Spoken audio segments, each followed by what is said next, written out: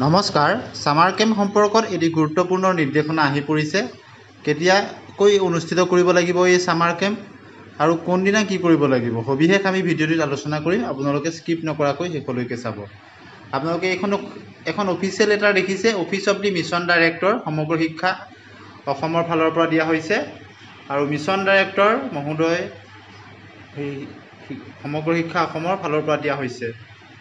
আৰু কালৈ দিছে district mission coordinator all district the inspector of school all district আৰু director of elementary education officer all ডিস্ট্ৰিক্টলৈ দিয়া হৈছে বিষয়বস্তুটো হৈছে regarding implementation of Bharatiya Bhasha summer camp অৰ্থাৎ সামাৰ কেম্প সম্পৰ্কত দিয়া হৈছে যিটো BBSC আণ্ডাৰ NEP 2020 অৰ্থাৎ নতুন ৰাষ্ট্ৰীয় শিক্ষানীতি 2020 অনুসৰি ইয়াক অনুষ্ঠিত কৰিবলৈ দিয়া হৈছে আৰু ৰেফাৰেন্স নাম্বাৰ এটা দিছে দেখিছে তাত লিখিছে with reference to the subject cited above and letters reference it is informed that as per recommendation of NEP 2020 regarding the promotion of the multilingual education Department of School Education Government of India decided to organize 28 hours language camp during the June আপোনালোকে নিশ্চয় দেখিছে 28 ঘণ্টাৰ যিটো language camp কৰা হৈছে June আৰু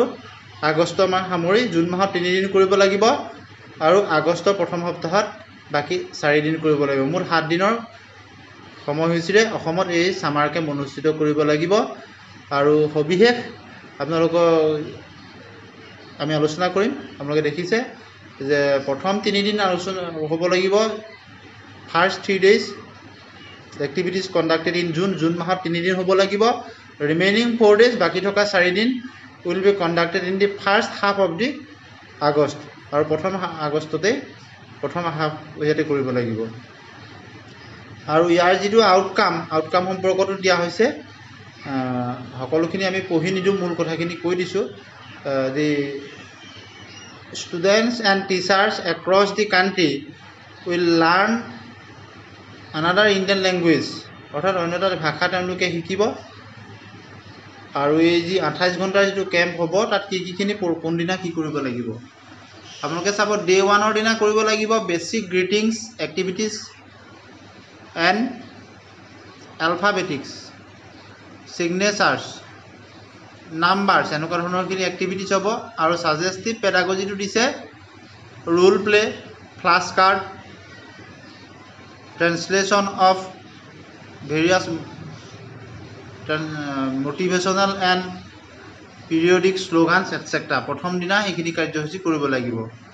আৰু day 2 দ্বিতীয় দিনাখন কৰিব লাগিব ভাৰ্চুৱেল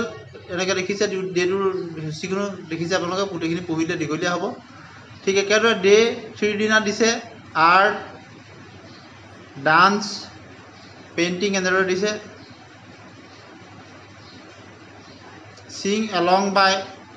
singing various practices এনেধৰণৰ দিয়া হৈছে তৃতীয় দিনাখন ঠিক একেদৰে চতুৰ্থ দিনাখনৰ দিছে local cuisines name of the spices vegetables fruits এনেদৰে তাৰ লগত পেডাগজি বিলাকো দিয়া হৈছে ঠিক একেদৰে ডে 5 দিনাখনো দিয়া হৈছে cultural appreciation development of listening skill awareness of the local heroes from